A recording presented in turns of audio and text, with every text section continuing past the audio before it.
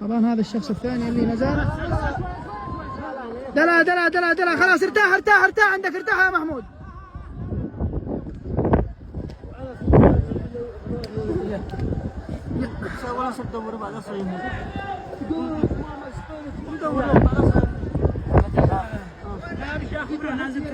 نازل كتمة عليك.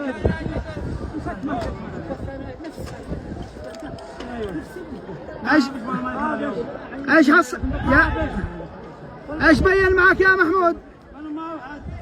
يا محمود ولا بين شيء.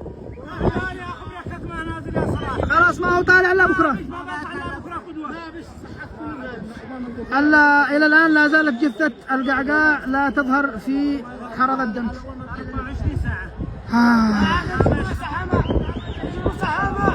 بالنسبة للجثة نزلوا 2 أشخاص ولم تظهر طبعا. لا حول ولا قوة إلا بالله.